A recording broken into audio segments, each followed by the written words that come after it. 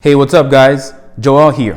In today's video, I just want to bring you closer to me and tell you my story of how I became to be the person that I am today. So about a year and a half ago, I remember I was going through a tough time where I was really trying to figure out who I was and where I was going and what I was going to do with my life. Because I had just realized that, everything that I thought about life and everything that I thought I was going to be was really not what I wanted. And at the same time, there was also a lot of life events that were happening in my life that were just not making me feel good at all. And I can almost, maybe say that I was probably depressed to some extent, but maybe depressed is a very strong word to use.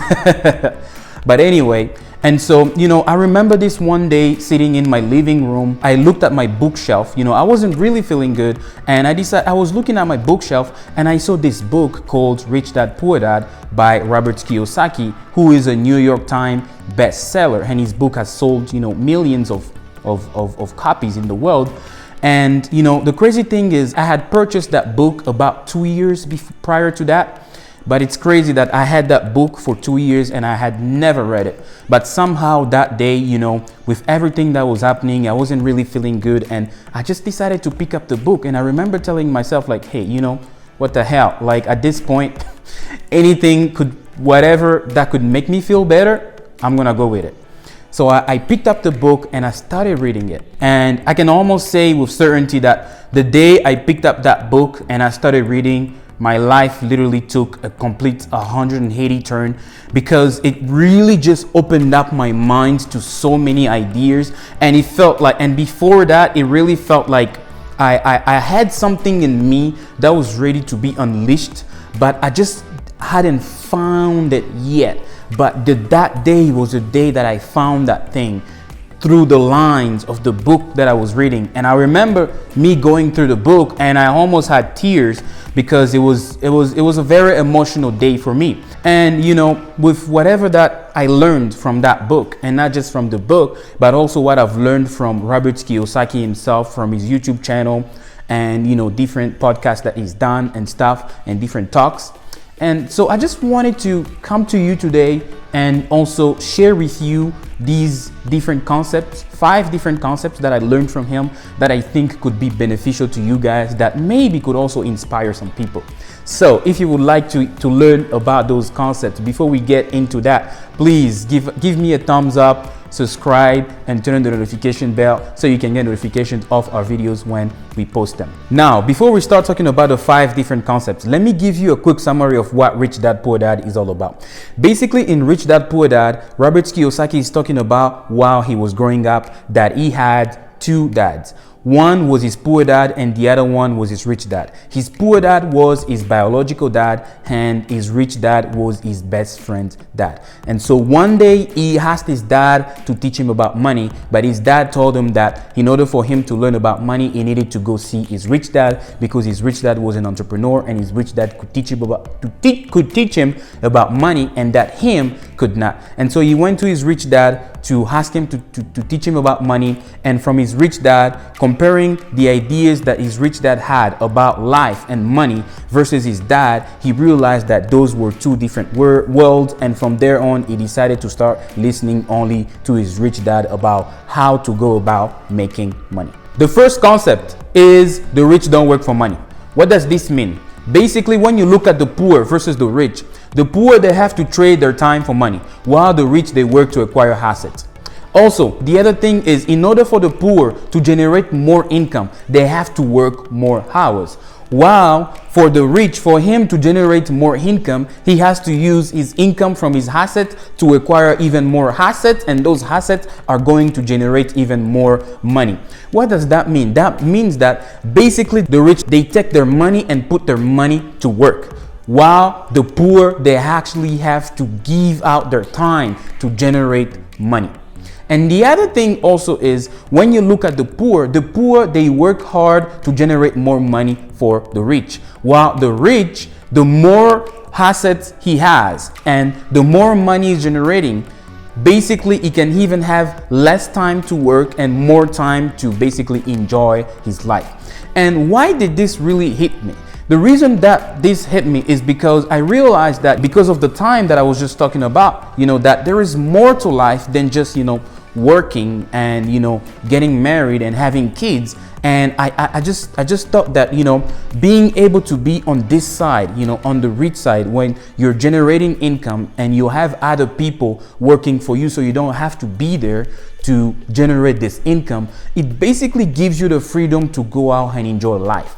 Gives you the freedom to go out and work on certain life missions that you think could help out even more people than just you having to go and trade your time for money every day. Concept number 2 is the importance of financial literacy. Robert Kiyosaki goes on to say that the lack of financial literacy in our school system is one of the reasons that keep a lot of people poor. And then after saying this, he goes on to introduce what he calls a cash flow quadrant. What is a cash flow quadrant? And I will put it to the side here. A cash flow quadrant is basically a quadrant that shows the different classes of income based on where you're standing in terms of how you generate your money. So then there is 2 sides. You have the left side and the right side. The left side is where you find poor and middle class people. On the right side is where you find the rich. When you look at that quadrant, the E stands for employee. The S stands for small business owners or self-employed. And then the B stands for big business owners and the I stand for investors. What is the difference between the 2 sides of the cash flow quadrant? The difference is the people on the left side, they tend to make less money and pay more in taxes, while the people on the right side, they tend to make more money and pay very less in taxes. So these are 2 entirely different mindsets, and it really comes down to you to decide which side of the cash flow quadrant you want to be in. As for me, I'm talking to you, ever since I read that book, I decided that I was going to be working toward going into the right side of the cash flow quadrant, so being as an investor. And then after that, Robert also goes on to say that basically because that a lot of people are not taught financial education in schools, they basically fail to identify the difference between an asset and a liability. And then he also goes on to say that the rich people acquire assets, while the poor acquire liabilities that they think are assets. And so let me further explain what I mean by this. Basically, what is an asset? In Robert's definition, an asset is something that puts money into your pocket. And a liability is something that takes money out of your pocket. And then when you look at the spending habits of poor people, technically their most valuable investment or asset to them is their house. But Roberts goes on to say that your house is not an asset, but your house is a liability. Why? Because your house is taking money away from you, because every month you have to pay that mortgage. And then he even goes on to say that even after you have paid off the mortgage, when you actually own the entire equity in the home, it is still a liability because you still have to do different projects around the house, and sometimes you have to redo the plumbings. After a certain amount of time, or a certain period of time, you have to maybe redo the roof and maybe redo the ceiling, right? And so as long as you still have house expenses and the fact that the house is not putting money into your pocket, it is a liability. And then the next thing here is Roberts goes on to say that a lot of people, especially the poor people, they don't know what a financial statement is. That, just a basic understanding of a financial statement could really help them to become better off. What do you find on a financial statement? On a financial statement, you have basically 3 things. You have an income statement, a balance sheet, and a statement of cash flow. What is an income statement? An income statement basically shows you the income versus the expenses, right?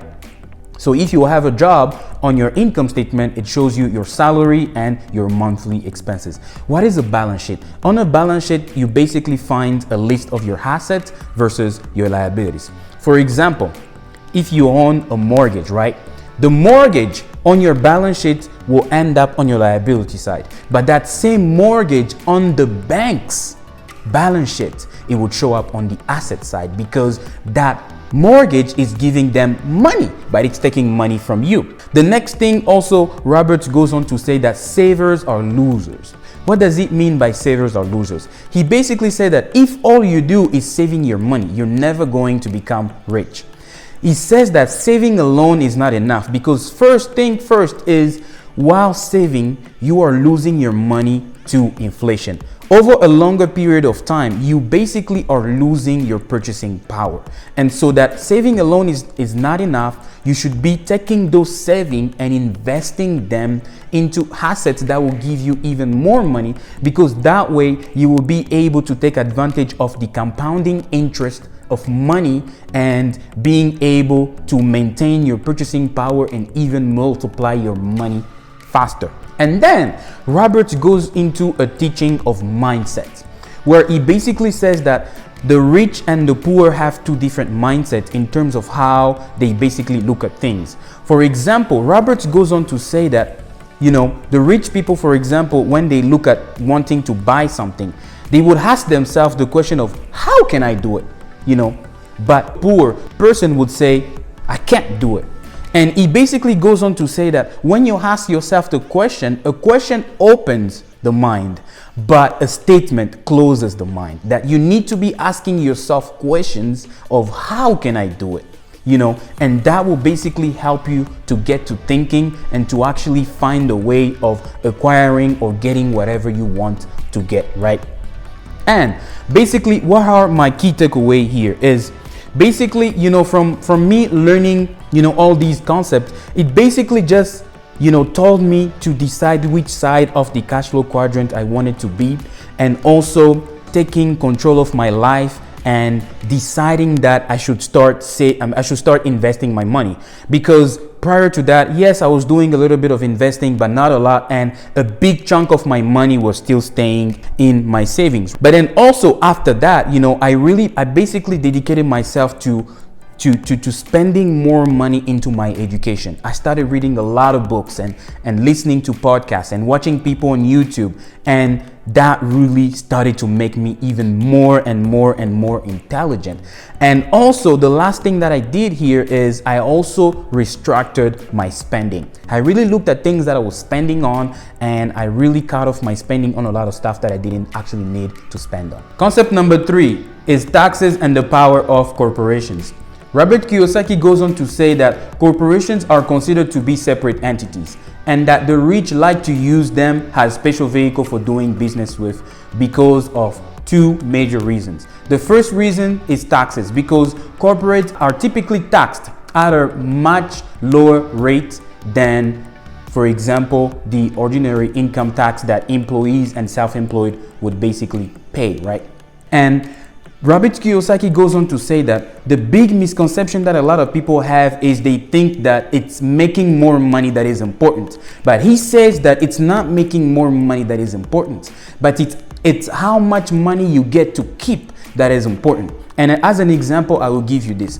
For example, when you look at the employees, every month when they get paid, when they look on their pay stub, they will realize that taxes have already been withheld from their income, right? But then the rich people, they actually get the money, and then they get to spend that money. They get to do everything that they can and take advantage of the tax laws to be able to basically decrease their tax bill, and that also give them basically the ability of spending before paying taxes, while the poor or the employee pays taxes before spending, right? And that basically cut off how much money you also get to keep. The second reason is because of limited liability.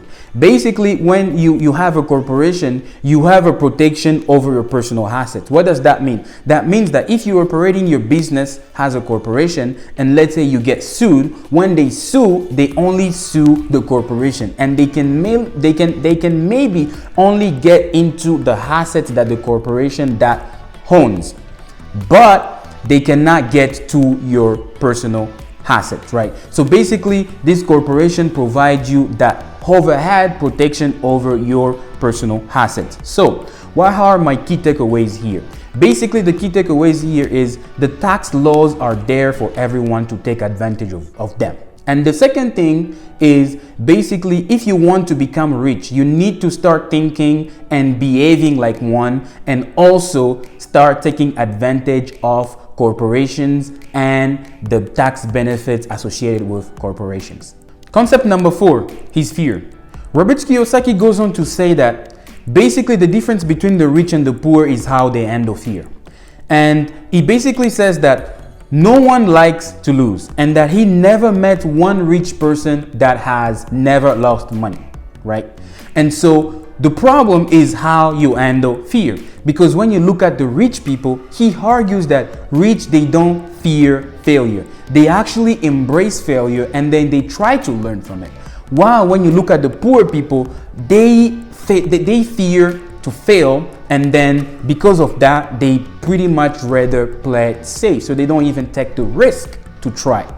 And then he goes on to give a Texan quote. This quote says that everyone wants to go to heaven, but no one wants to die, right? And basically, what does this mean? This basically means that if you want to achieve financial success, you have to embrace failure because you're going to fail.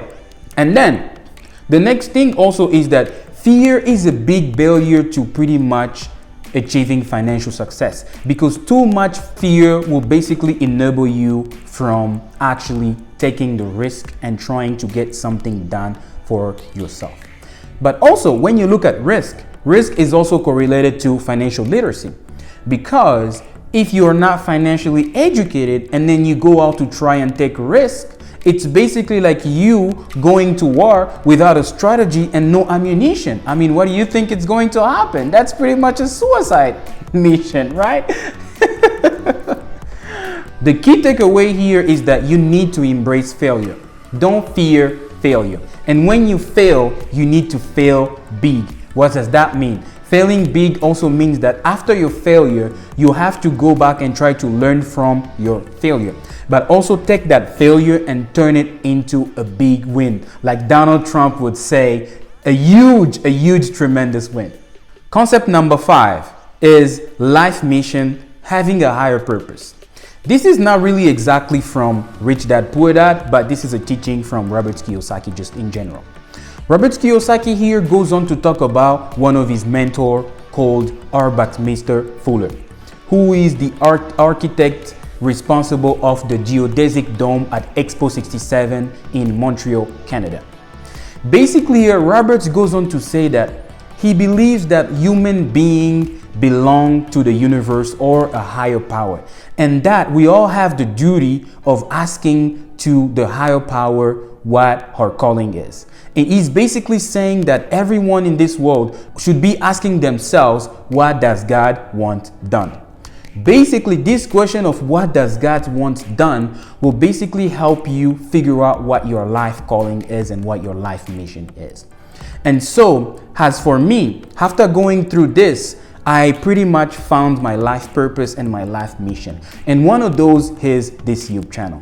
Why did we start this YouTube channel? This YouTube channel is so that we can basically provide you with valuable information, so we can make you become more financially educated and become more financially intelligent, so you can also start acquiring assets and start generating more income for yourself and pretty much take your life into your own hands and become more free.